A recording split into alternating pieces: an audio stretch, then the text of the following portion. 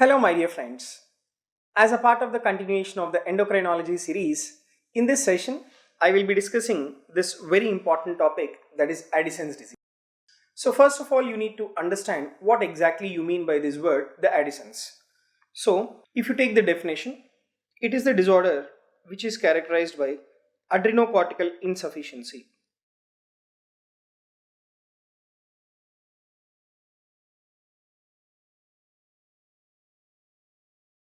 Right? So, in the sense, all the adrenal cortical hormones will be reduced. There will be decrease in your steroids.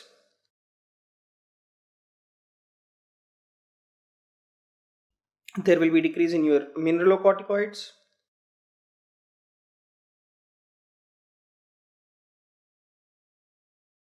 And there will be also decrease in the weak sex hormones.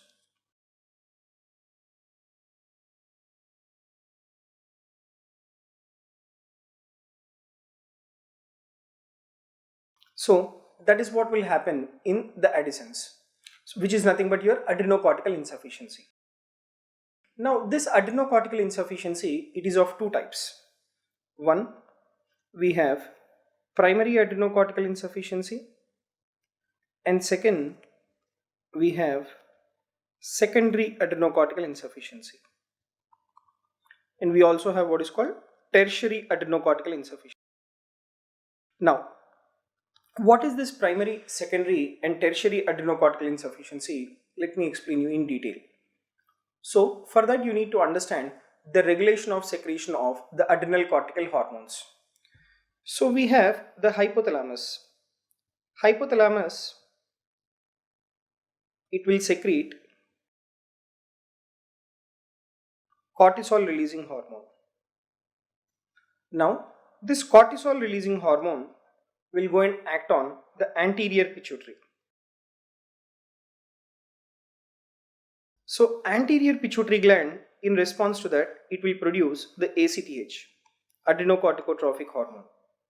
Now this adrenocorticotrophic hormone will act on the adrenal cortex. In response to that, you have the production of the adrenal cortical hormones. Okay, so this is the regulation of the secretion of adrenal cortical hormones. Now, for suppose if the pathology is at the level of adrenal cortex, right? If the pathology is at the level of adrenal cortex, that will result in primary adrenocortical insufficiency.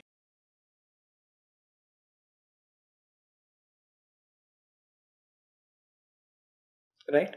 And if the pathology is at the level of the anterior pituitary, due to which if there is decrease in adrenal cortical hormones, that will result in what is called secondary adrenocortical insufficiency. Right? And if the pathology is at the level of the hypothalamus causing decrease in adrenal cortical hormones, that is called as tertiary adrenocortical insufficiency. So this is what is the differences between primary, secondary and as well as the tertiary adrenocortical insufficiency. Now you should understand the etiologies of the adrenocortical insufficiency.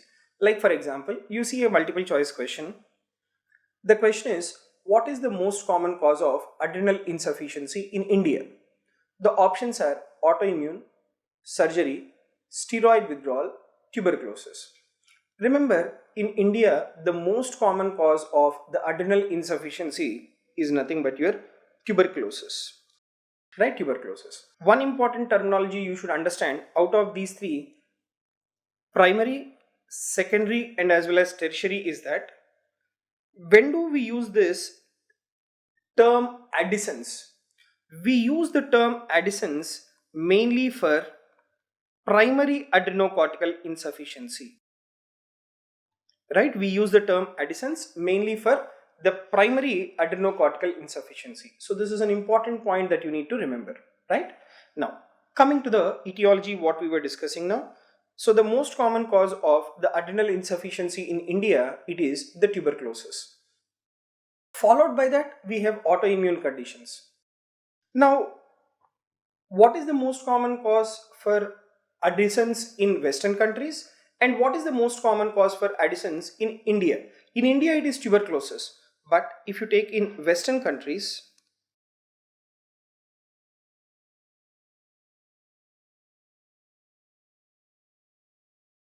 the most common cause for the Addisons will be autoimmune conditions. Now, what are those autoimmune conditions? We will discuss that in detail. Right? So, autoimmune conditions are responsible for Addisons in the Western countries. It is not just only tuberculosis and as well as the autoimmune conditions which are responsible for your primary adrenocortical insufficiency. There are multiple conditions. Now, let me tell you what are those multiple conditions. Right? Those multiple conditions include the infections as well. Now, the infections which will cause the adrenocortical insufficiency. See, whatever we are discussing now, we are discussing about the primary adrenocortical insufficiency, right? Where the pathology is at the level of the adrenal gland. Okay. So, if you take the infections, we have the bacterial infections. Then we have the fungal infections. Then we have the viral infections. Okay. Now, what is the bacterial infections which will cause your Addisons? Just now we have discussed, that is tuberculosis, right? That is the most common organism. Now, what is the fungal infection which will cause your adrenal insufficiency? That is your histoplasmosis.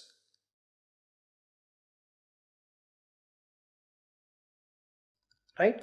And what is the viral infection which is responsible for your adrenocortical insufficiency? That is your cytomegalovirus. So these are the infections which are responsible for the adrenocortical insufficiency. Now, apart from infections, right? So I was talking about the autoimmune conditions in the beginning, right? Autoimmune conditions, they are the most common cause for adrenal insufficiency in Western countries. Now, what are those autoimmune conditions? They include, number one, autoimmune polyglandular syndrome type 1. Now, this autoimmune polyglandular syndrome type 1, it is associated with the gene disorder AIRE. Right? AIRE is the gene which is impaired, and that is responsible for development of autoimmune polyglandular syndrome 1. Now, in this APS1, what all will be the manifestations? Number one, there will be hypoparathyroidism. Number two, there will be chronic mucocutaneous candidiasis.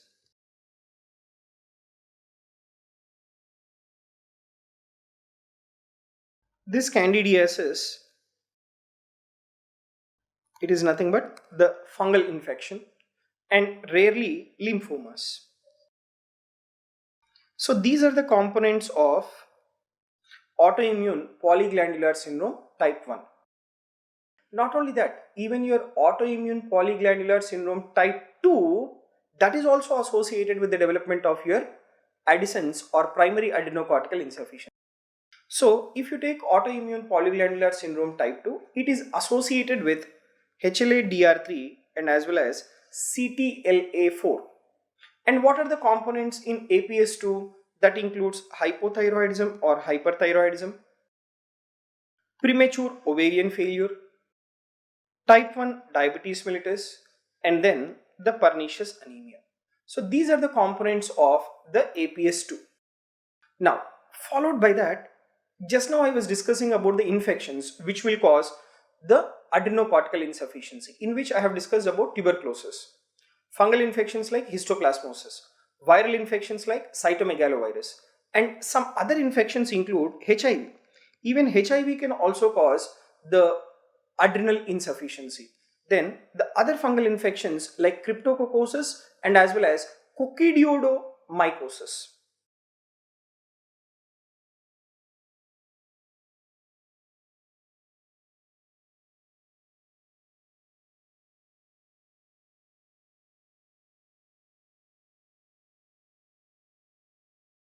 So these are the adrenal infections which are associated with the development of the adrenocortical insufficiency. Now, apart from that, we have the infiltrative disorders. Some abnormal substances, they get infiltrated into the adrenal cortex, and thereby the adrenal cortex will not produce the adrenal cortical hormones. Now, what are those infiltrative disorders? Like metastasis, like malignant cells infiltrating into the adrenal gland, then lymphoma can cause adrenocortical insufficiency, then you take sarcoidosis.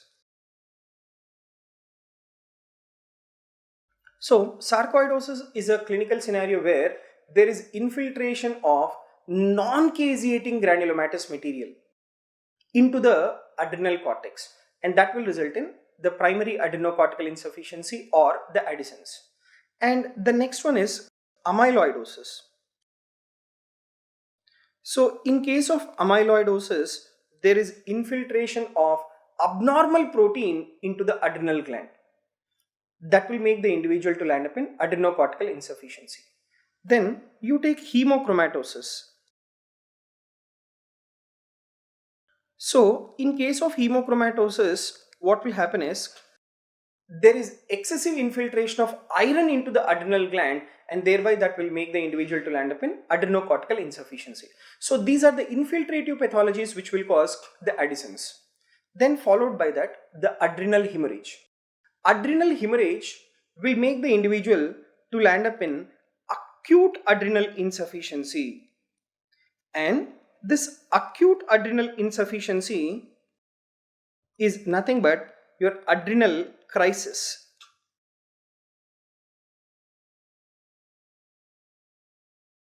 Right? It is nothing but the adrenal crisis.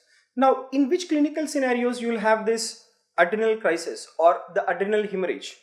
You will have this in meningococcal sepsis.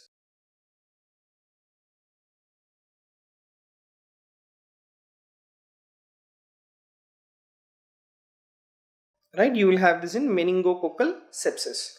And this meningococcal sepsis, it is secondary to Neisseria meningitidis.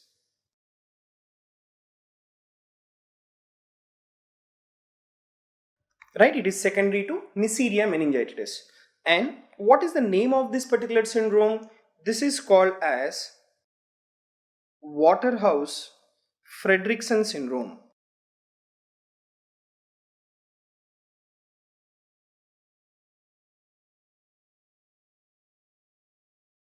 Right? This is called as Waterhouse-Friderichsen syndrome. So that is what is your adrenal hemorrhage, where the individual will have acute adrenal insufficiency. And other condition where you can have the adrenal hemorrhage is your primary APLA syndrome, that is antiphospholipid antibody syndrome. Right? Primary APLA syndrome, that is antiphospholipid antibody syndrome. So that is about the conditions which will cause the adrenal hemorrhage and making the individual to land up in adrenocortical insufficiency. Then followed by that, the drug induced. There are certain drugs which will cause the adrenolysis, or we have what is called adrenolytic agents. What are those? Examples like mitotane. Right? Example, mitotane. And the other drugs are etomidate,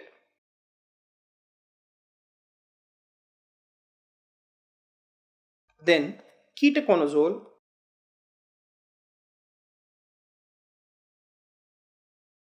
please remember one important point. This mitotane, etomidate, ketoconazole, all these, they are used in the treatment of the Cushing syndrome, right?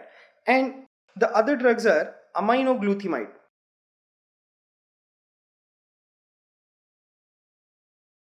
right? Other drugs are the aminoglutamide. Then we have abiraterone.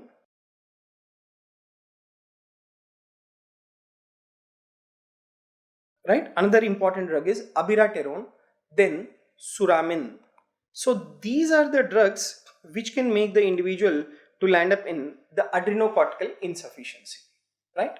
Now, then followed by that, bilateral adrenalectomy can also make the individual to land up in adrenocortical insufficiency. Now, in which condition we do this bilateral adrenalectomy? We will do this bilateral adrenalectomy in case of the Cushing syndrome. For example, if the Cushing's, if it is secondary to adrenal adenoma, or if it is secondary to bilateral adrenal carcinoma. In such case, we do bilateral adrenalectomy, and that makes the individual to land up in the adrenocortical insufficiency, right? So in the management of Cushing's or after bilateral nephrectomy, the individual can land up in adrenocortical insufficiency.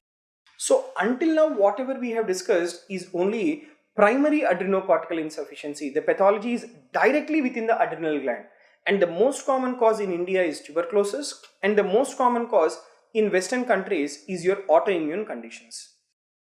Then followed by that, you should know what are the causes for secondary adrenocortical insufficiency. Secondary adrenocortical insufficiency means the pathology is directly within the pituitary gland. So you take the pituitary tumors. So the pituitary tumors like the inactive adenomas and very rarely carcinomas, they are responsible for your adrenocortical insufficiencies. Now apart from these pituitary problems, we have certain mass lesions that will affect the hypothalamo-pituitary region. What are those?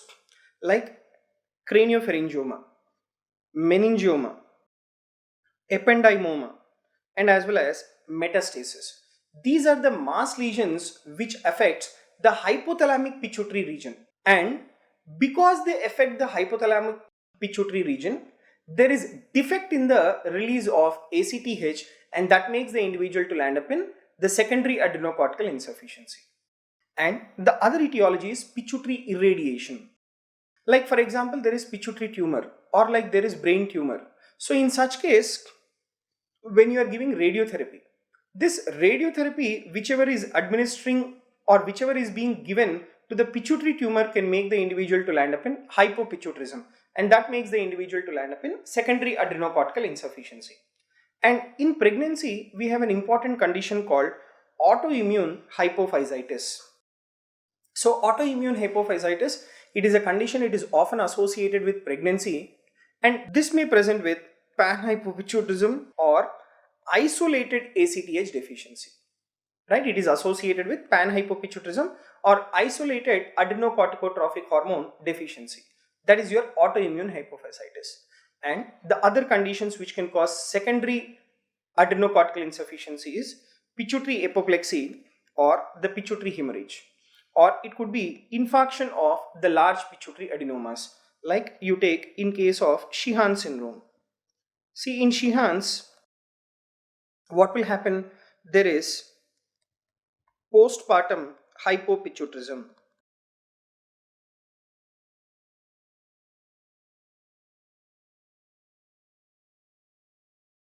And this particular postpartum hypopituitarism, it is secondary to postpartum hemorrhage, right? It is secondary to postpartum hemorrhage. So whenever there is postpartum hemorrhage, the individual will have hypotension, and this particular hypotension will reduce the cerebral perfusion, right? Will reduce the cerebral perfusion. So once the cerebral perfusion is reduced, that makes the individual to land up in the hypopituitarism. Okay, so this is about the story of the pituitary apoplexy or hemorrhage or hemorrhagic infarction of large pituitary adenomas that makes the individual to land up in hypopituitarism. Then we have some infiltrative disorders into the pituitary gland that can make the individual to land up in secondary adrenocortical insufficiency, like tuberculosis, actinomycosis, sarcoidosis, histiocytosis X, Wegener's granulomatosis, and as well as metastasis into the pituitary gland. These all can cause secondary adrenocortical insufficiency. And finally, drug induced, that is chronic glucocorticoid excess. When you are giving excess amount of steroids, what will happen to your ACTH levels? The ACTH levels will be reduced, and that can make the individual to land up in secondary adrenocortical insufficiency. Okay, so until now, like what we have discussed is the etiology, primary and as well as the secondary. Primary means the pathology should be at the level of the adrenal gland. Secondary means the pathology should be either at the level of the pituitary gland or the pathology should be at the level of the hypothalamus. Okay. Now, after having discussed about the etiology of the adrenocortical insufficiency, let me discuss the clinical manifestations in patients with the Addison's. So, this is how the question can be asked. Addison's disease is characterized by all except hyperglycemia, hypotension, hyperkalemia, hyponatremia. Now, I'll tell you the answer and later I'll give you the explanation also. Remember, in Addison's, you will not have hyperglycemia. In Addison's, it is associated with hypoglycemia.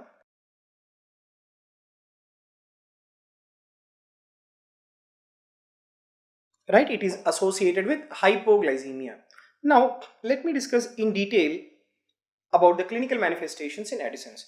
So, in Addison's, why do you think you will have the clinical manifestations?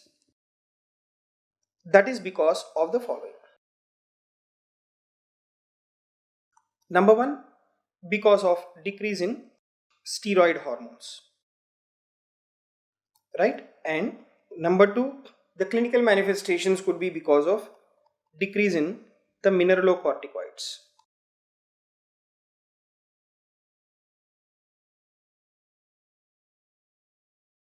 Right? Number two, the clinical manifestations could be due to because of decrease in weak sex hormones.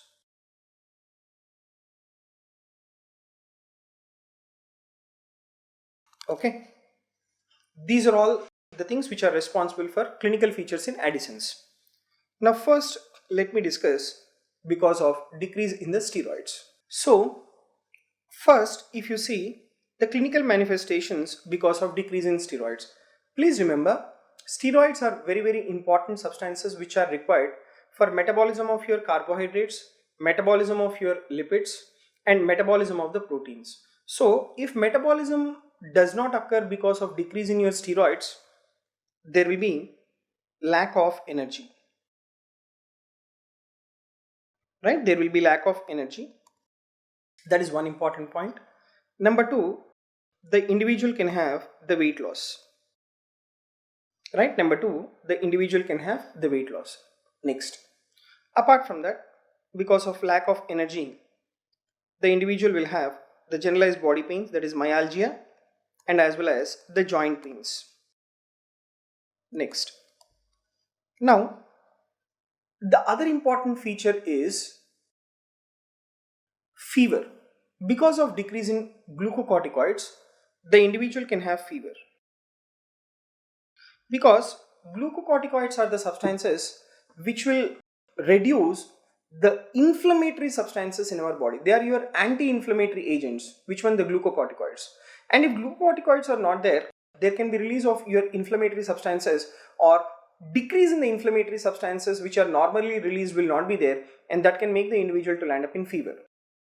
And another important point, your glucocorticoids, they are immunosuppressive and they are anti-allergic.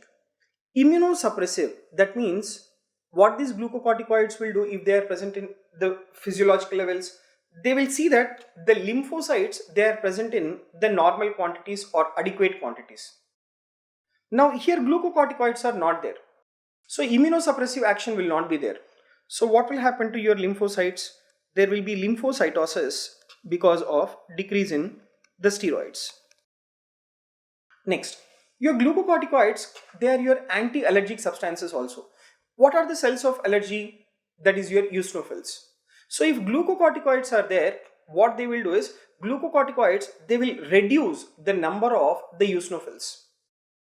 That is what will happen when the glucocorticoids are there, but here the steroids are not there. So when steroids are not there, what will happen to your eosinophil count? There will be increase in the eosinophil count. So there will be eosinophilia. Right? There will be eosinophilia. And steroids, they are also required for erythropoiesis. And if steroids are not there, what will happen? That makes the individual to have decrease in erythropoiesis, and that is the reason why they will have anemia. And next important point is, steroids, they are very much required for maintenance of the blood pressure of the individual. What the steroids will do is, steroids, they will upregulate the alpha receptors. Right? They will upregulate the alpha-1 receptors into the blood vessels. That is the basic physiology of the steroids. So if steroids are there, the blood pressure is being maintained by the action of catecholamines on the alpha-1 receptors which are present in the blood vessels. Now when steroids are not there, what will happen? The upregulation of alpha-1 receptors into the blood vessels does not occur, and thereby the adequate action of catecholamines does not occur, and that thereby the individual will have hypotension. So hypotension is another manifestation because of decrease in steroids. Next, the other important point you should remember is about the glucose metabolism. Steroids, they are required for hepatic gluconeogenesis. That means if steroids are there, there will be synthesis of your glucose within the liver. And if steroids are not there, then there will be hypoglycemia. Right? Then there will be hypoglycemia. Okay, so these are the manifestations because of the decrease in glucocorticoids. And apart from that, these individuals will also develop postural hypotension. So in case of the adrenocortical insufficiency or Addison's, because of decrease in glucocorticoids, these are all your manifestations. Now, then followed by that, we will discuss what will be the clinical manifestations because of decrease in the mineralocorticoids. See, mineralocorticoids, that is your aldosterone. Now, what is the basic physiology of aldosterone? The basic physiology of aldosterone is to cause sodium and water retention. Right? To cause sodium and water retention. That is one point. And this aldosterone will also cause the potassium excretion. And this aldosterone will also cause the H plus ion excretion. So these are all the events which will occur by your aldosterone. Now in case of Addison's, aldosterone is deficient. There is mineralocorticoid deficiency. So what will happen? There is hyponatremia.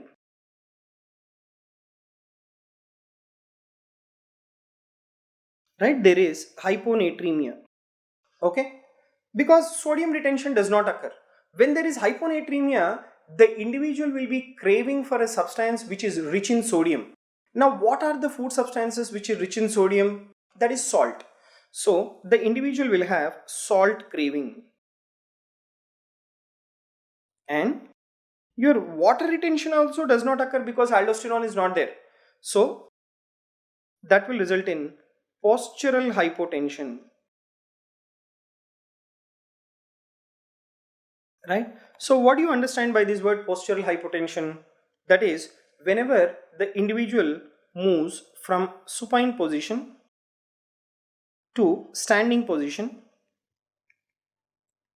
right? When the individual moves from supine position to the standing position, what will happen? There will be fall in the blood pressure of the individual. Right? And how much should be the fall in the blood pressure of the individual? Systolic blood pressure should fall more than 20 millimeters of mercury, and diastolic blood pressure should fall more than 10 millimeters of mercury. That is what will happen when the individual moves from supine position to standing position. That is what is called as the postural hypotension. And why is that? That is because impairment of your sodium and as well as water retention. Now, because of hyponatremia, the individual can also have vomiting, because in hyponatremia the individual will develop cerebral edema, and but because of cerebral edema there will be raised intracranial pressure, and because of raised intracranial pressure the individual can have vomiting, the individual can have seizures, the individual may also land up in coma, and because of cerebral herniation the individual can also land up in death. These are all the complications which are associated with your hyponatremia. Okay, next. Now, potassium excretion does not occur because aldosterone is not there. So, these individuals, they will have hyperkalemia. And H plus ion excretion also does not occur. And thereby, arterial blood gas analysis, if you see, the individual will develop what is called metabolic acidosis. And because of this metabolic acidosis, the individual can present with dyspnea. right? The individual can present with dyspnea.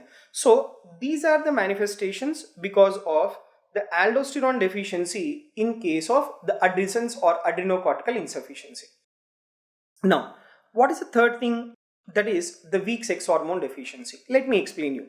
So if you take the clinical manifestations because of adrenal androgen deficiency,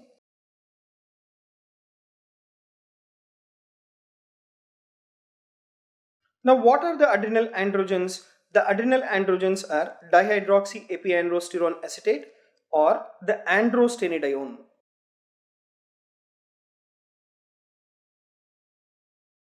right? Or the androstenedione. Remember, in females, right? In females, adrenal cortex will also produce the testosterone. So, in females with Addison's,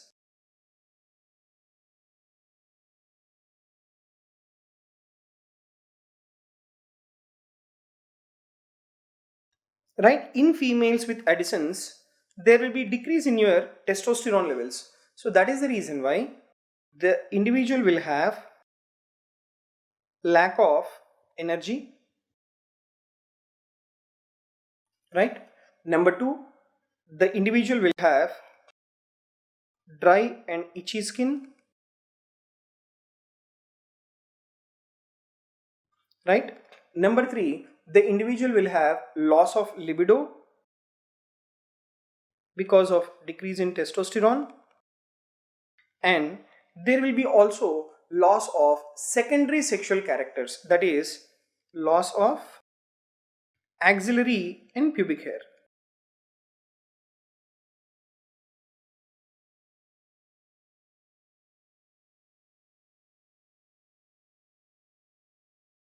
Right, loss of the axillary and pubic hair.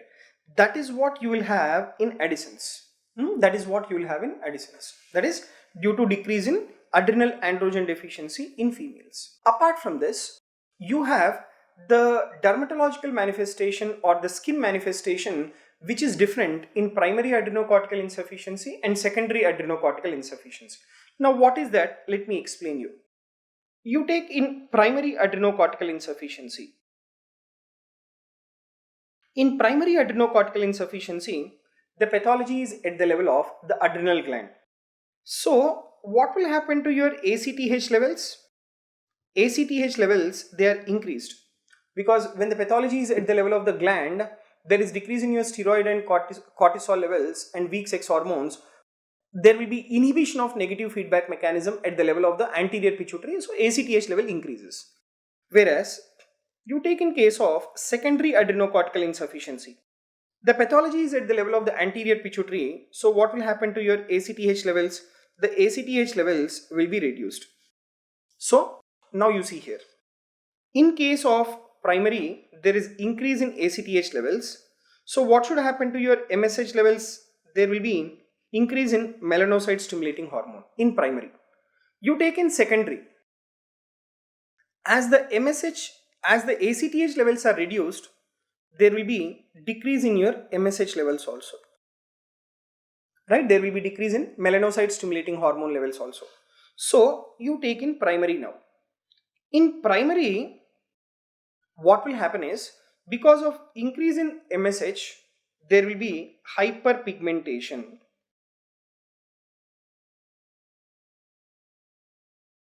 So what I mean to say is, in Addison's, there will be hyperpigmentation. And where will be this hyperpigmentation distributed, we will discuss. Whereas you take in secondary adrenocortical insufficiency, because of decrease in the melanocyte stimulating hormone, remember in secondary adrenocortical insufficiency, there will be hypopigmented skin.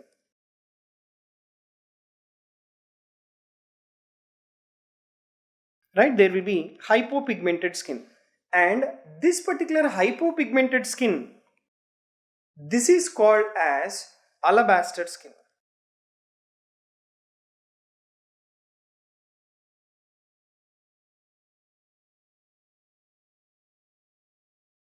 Right, this hypopigmented skin, this is called as the alabaster skin. Now coming to your hyperpigmentation, Where is this particular hyperpigmentation distributed in Addison's? It is distributed on the palms and as well as the sole creases first.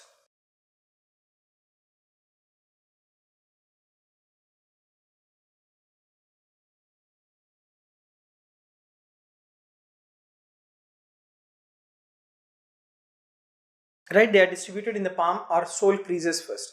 Second, this hyperpigmentation is also distributed along the areola, is also distributed along the axilla and as well as the cubital fossa. Right, as well as the cubital fossa. And the hyperpigmentation is also distributed across the groin, also distributed across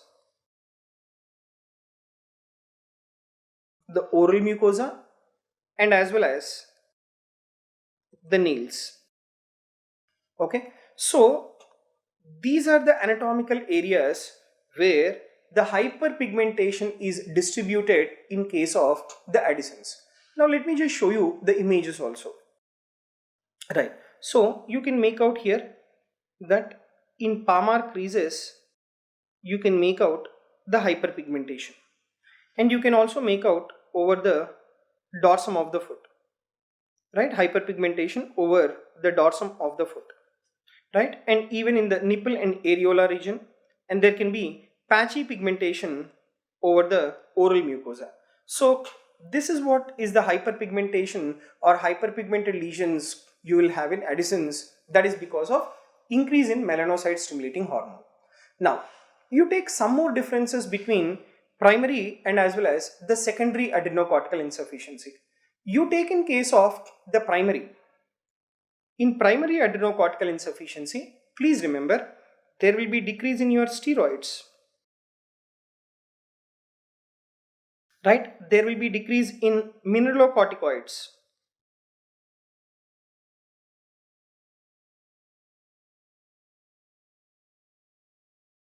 Right? And there will be also decrease in the weak sex hormones.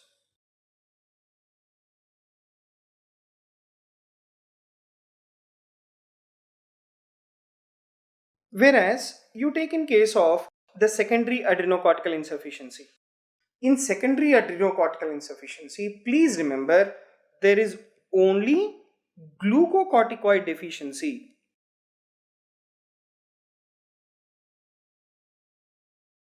Right, there is only glucocorticoid deficiency. Why? Because the mineralocorticoid production is dependent on renin-angiotensin-aldosterone system.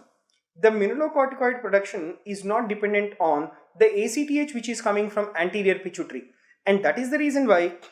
What do you mean by secondary? Secondary means the pathology is at the level of the anterior pituitary. So in secondary, because of decrease in ACTH, there will be decrease in steroids, and there can be also decrease in weak sex hormones. But mineralocorticoid levels, aldosterone levels, they are normal.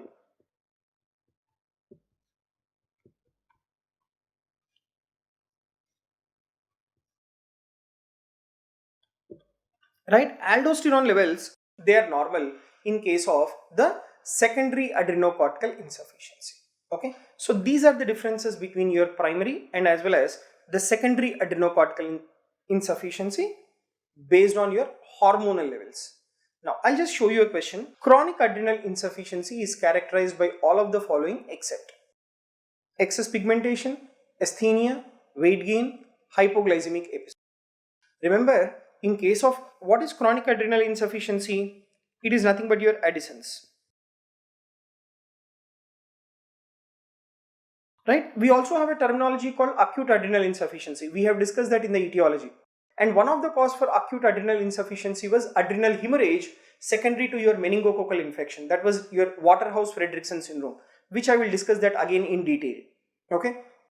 Now, in Addison's, you will not have weight gain. What you will have in Addison's is your weight loss. And this particular weight loss is mainly because of decrease in the steroid hormone production in the adrenal insufficiency. And excess pigmentation in Addison's is mainly because of increase in the melanocyte-stimulating hormone. Asthenia is nothing but weakness. That is because of decrease in your steroid levels. Hypoglycemic episodes, they are again because of decrease in your steroid levels. So steroids, they are required for hepatic gluconeogenesis, and if steroids are not there, the gluconeogenesis does not occur, and that makes the individual to develop or to have the hypoglycemic episodes. Now let me discuss the differences between the acute and as well as chronic adrenocortical insufficiency. See, chronic adrenocortical insufficiency already I have discussed, which is nothing but your Addison's. Now let me tell you what will be the features of acute adrenal insufficiency. See, acute adrenal insufficiency, it is nothing but adrenal crisis. What will be the manifestations? There will be intractable vomiting in patients with the adrenal crisis, abdominal pain, there will be severe hypotension, right? The individual can have the vascular collapse,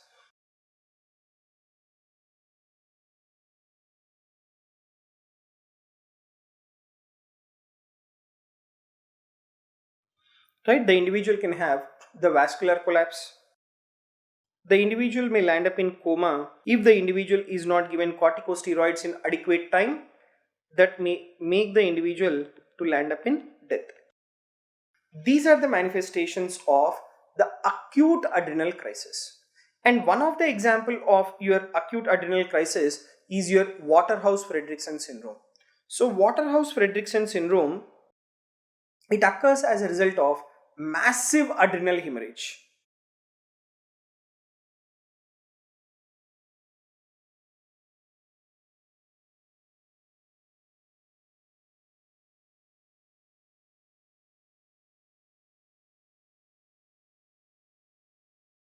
Right, it occurs as a result of the massive adrenal hemorrhage, which destroys the adrenal cortex sufficiently to cause acute adrenocortical insufficiency. So, this Waterhouse-Friderichsen syndrome, it is mainly seen in the newborns. Right, it is mainly seen in the newborns. And this Waterhouse-Friderichsen syndrome, it can occur secondary to bacterial infection, that is Neisseria meningitis.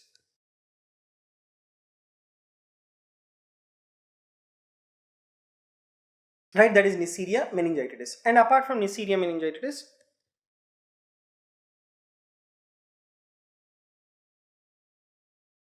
even Pseudomonas is also responsible for the development of this Waterhouse-Friderichsen syndrome. Now, the treatment of acute adrenal insufficiency and chronic adrenal insufficiency, we will discuss that in detail in the treatment section. So, if you see the next question, which of the following is not the feature of the Addison's disease? The options are hypoglycemia, hyponatremia, hypocalcemia, hyperkalemia. The answer to this question is the hypocalcemia. Remember, in Addison's, because of decrease in steroids, there will be hypoglycemia. In Addison's, because of decrease in aldosterone deficiency, there will be hyponatremia. And in Addison's, because of aldosterone deficiency, there will be hyperkalemia. But please remember, what exactly is the reason is not known. In almost 10% of individuals with Addison's, there will be hypercalcemia. Right? So hypercalcemia is present in almost 10% of individuals. Now, after having discussed about the features of Addison's, let me discuss the investigations in patients with the Addison's. Now, you take this question. In Addison's, what is the most diagnostic test? The options are serum sodium potassium renin levels. Second option, serum sodium potassium saline suppression. Third option, serum creatinine or urea ratio. And fourth option, the ACTH stimulation test. Remember, the investigation of choice in Addison's is your ACTH stimulation test. Now, there are other names for this ACTH stimulation test. ACTH stimulation test, this is also called cosyntopin test.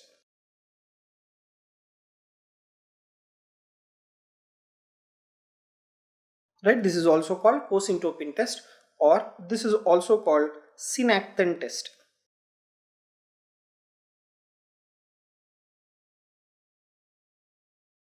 Right, this is also called synactin test. So now let me discuss in detail about the ACTH stimulation test. Now what do we do in the ACTH stimulation test?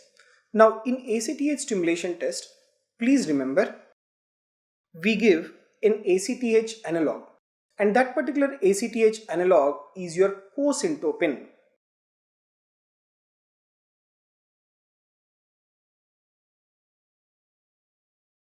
Right, and how much amount of the cosyntopin we give? We give 250 micrograms of the cosyntopin, and this cosyntopin, it is given intravenously or the intramuscularly. Right, it is given intravenously or intramuscularly. Now what is the criteria? Right, what is the criteria? When you give cosyntopin, which is an ACTH analog, what is the normal response?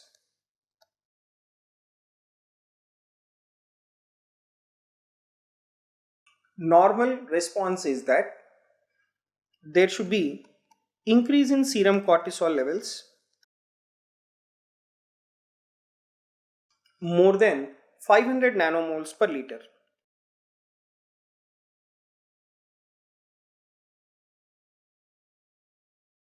Right, more than 500 nanomoles per liter, or it should increase more than 18 picograms per deciliter. Right, more than 18 picograms per deciliter. This is the normal response. For suppose if the response is subnormal,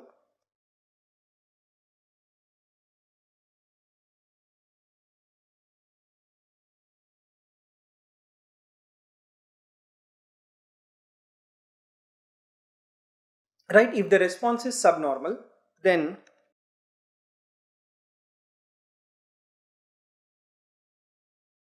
Addison's is diagnosed. That is what is your ACTH stimulation test or the cosyntopin test. Now, an important point you should remember is that ACTH stimulation, what is it doing? It is the ACTH analog, that is cosyntopin, it is going and stimulating the adrenal gland, right, to produce the steroids. And with the help of ACTH stimulation test, you will be able to diagnose only primary adrenocortical insufficiency.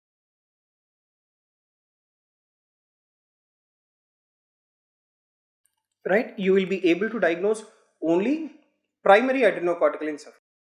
Now, to further differentiate primary adrenocortical insufficiency from secondary adrenocortical insufficiency, what is the test you have to do? You have to check for the serum aldosterone levels. So, with the help of your cosyntopin test, you can diagnose only if the patient is having primary adrenocortical insufficiency. That's all. You cannot differentiate primary and secondary. So, further differentiate primary and secondary adrenocortical insufficiency, serum aldosterone levels has to be done. Serum aldosterone levels in primary adrenocortical insufficiency, it will be decreased. Whereas serum aldosterone levels in secondary adrenocortical insufficiency, it will remain normal. Why? Because in case of secondary adrenocortical insufficiency, the pathology is at the level of the anterior pituitary. So there will be decrease in the ACTH levels. Right? So when there is decrease in your ACTH levels, there will be decrease only in steroids. Because the aldosterone production is dependent on the RAS mechanism. That is the reason why in case of secondary adrenocortical insufficiency, please remember the aldosterone levels will be normal. Right? The aldosterone levels will be normal. Now, after having discussed about the investigation of choice, once you confirm the investigation, you need to do the CT of the abdomen in order to look for the adrenal gland. So the CT of the adrenal gland, in case of the Addisons, you will have a characteristic appearance that is called as moth-eaten adrenal gland, right? Moth-eaten adrenal gland. So this is about the diagnosis of the adrenocortical insufficiency. Now, let me take up the discussion of the treatment now. How do you manage the adrenal failure? Management of adrenal failure is different in case of primary and as well as secondary. You take in case of primary adrenal failure. Primary means Addison's.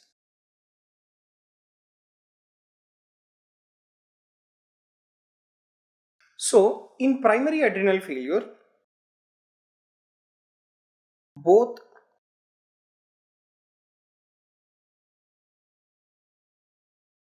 glucocorticoid will be reduced and as well as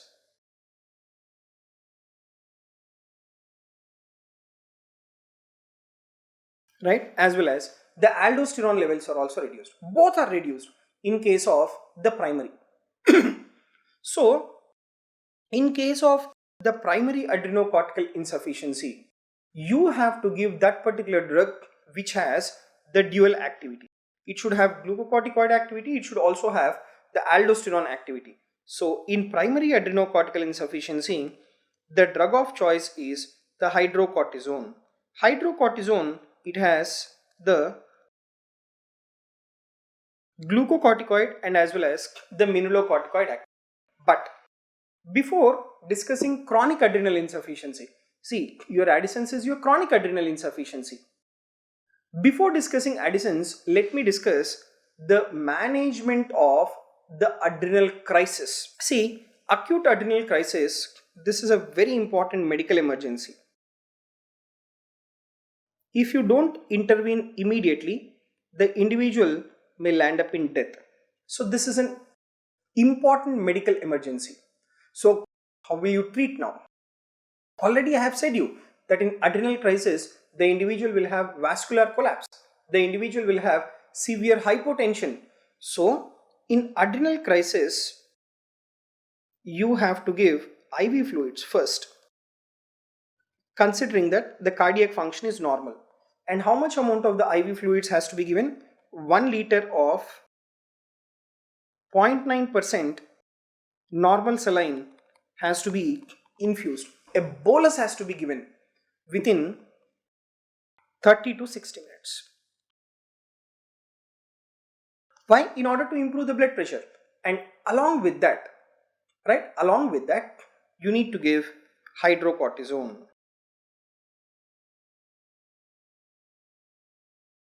And this hydrocortisone you have to give intravenously. Now, how much amount of the hydrocortisone has to be given? Initially, you have to give 100 milligrams IV bolus. Right? Initially, you have to give 100 milligrams IV bolus. Then, followed by that, you should give 200 milligrams of the intravenous hydrocortisone by continuous infusion for remaining 24 hours. Right, for remaining 24 hours. So this hydrocortisone, it can be given intravenously or intramuscularly, but preferably it should be given the intravenously. Then what about the mineralocorticoid replacement? See, usually hydrocortisone, it has a dual activity, but when will you give mineralocorticoid? Mineralocorticoid replacement can be initiated once the daily hydrocortisone dose has been reduced to less than 50 milligrams. Then you can give mineralocorticoid. Right? When you reduce the hydrocortisone dose to less than 50 milligrams per day, that is the point when you can give the mineralocorticoid. But when you are giving high dose of hydrocortisone, you don't require to give mineralocorticoid, because the hydrocortisone, it can also stimulate the mineralocorticoid receptor. Now, apart from IV fluids and as well as hydrocortisone, the other important treatment in adrenal crisis is the glucose infusion. So you need to give intravenous dextrose. So this particular dextrose, it is 25% or 50% dextrose has to be given. Why? Because in acute adrenal crisis, the individual will suffer with hypoglycemia. So in order to counter, right, in order to counter this particular hypoglycemia, you need to give the intravenous dextrose. And the other important treatment is the antibiotics, because what is that we have discussed? We have discussed that the acute adrenal crisis can occur secondary to your meningococcal infection. So antibiotic is also the mainstay of treatment in case of the acute adrenal insufficiency. Now, so this is about the story of acute adrenal crisis, which is a medical emergency where you have to intervene quickly, otherwise you will lose your patient. Next, how will you treat the chronic adrenal insufficiency? See, chronic adrenal insufficiency also, the drug of choice for primary is your hydrocortisone. But what is the dosage of hydrocortisone here? We give 20 to 30 milligrams daily. And this 20 to 30 milligrams daily is divided into 3 doses. 10 milligrams in the morning, right? 5 milligrams, you can give it around 12 p.m. and another 5 milligrams, you can give it around 6 p.m. So this has to be divided into 3 doses. Or you can give other alternative drugs like prednisolone and rarely dexamethasone. But what is a preferred drug? That is your hydrocortisone. So hydrocortisone is a preferred drug. Why? Because it has both the mineralocorticoid activity and as well as the glucocorticoid activity. Now, followed by that, you see another important multiple choice question. Drug of choice in adrenal insufficiency: hydrocortisone, adrenaline, dexamethasone, fludrocortisone. Drug of choice in adrenal insufficiency is hydrocortisone. Which one? That is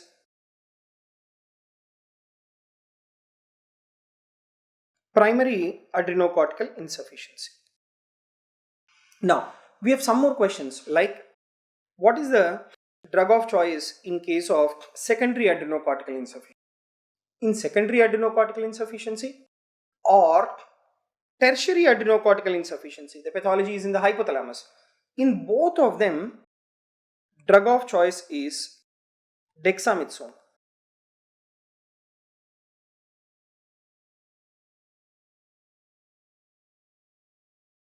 Right? Drug of choice is dexamethasone. Either you take in secondary or you take in case of tertiary. Now, why? Why dexamethasone is considered as drug of choice? Why not hydrocortisone is the drug of choice? See, in case of your secondary and as well as tertiary, there is decrease in your steroid levels. Aldosterone levels are normal.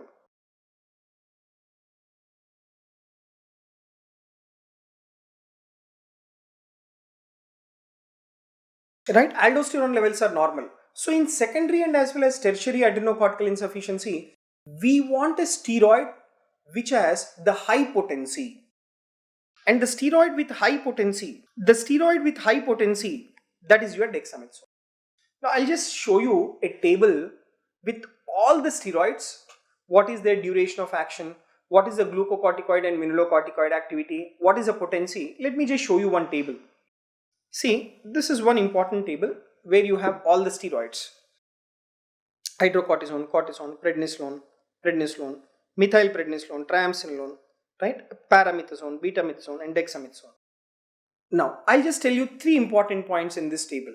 Number 1, steroid with dual activity, that is glucocorticoid activity and mineralocorticoid activity, that is your hydrocortisone.